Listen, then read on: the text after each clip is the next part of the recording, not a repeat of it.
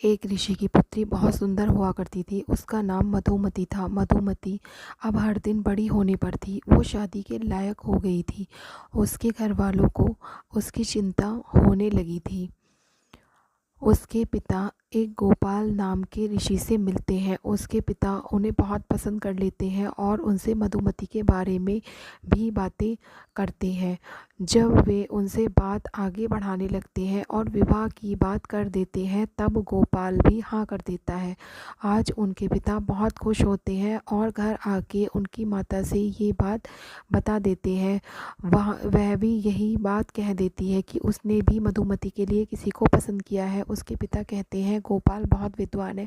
माँ कहती है बामन बहुत सुंदर है, और वे झगड़ना करने लगते हैं।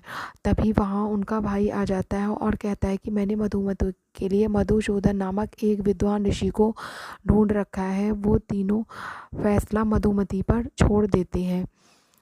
अगली सुबह तीनों ऋषि वहाँ आ जाते हैं और एक दूसरे को देखकर जलने लगते हैं और आपस में बहुत ज़्यादा झगड़ा करने लगते हैं। फिर कहीं से वहाँ पर एक जहरीला सांप आ जाता है और मधुमती को काट लेता है और वो मर जाती है।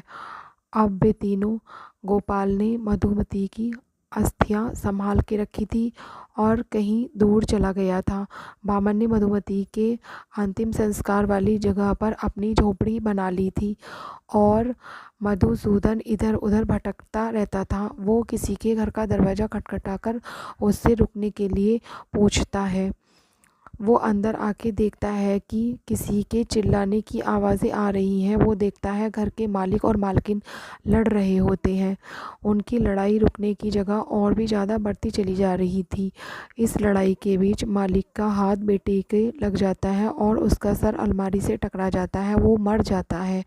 मालिक को इस पर बहुत पछतावा होता है और अपने बेटे को सामने रख के एक किताब से कुछ पढ़ने लग जाता है और उसका बेटा जिंदा हो जाता है। वह ये सब कुछ देख रहा था।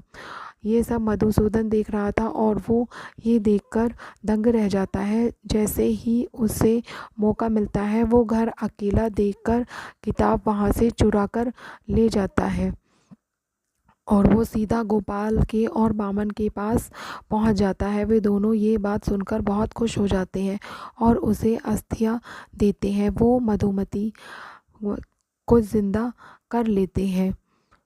वे तीनों मधुमती को सब कुछ सच बता देते हैं और सब कुछ सोचकर और सुनकर वो वही को चुनती है, क्योंकि गोपाल ने उसकी अस्थियां संभाल कर रखी थी, बिल्कुल वैसे ही जैसे उस जीवन दिया था, जैसे एक पिता की तरह। और बामन उस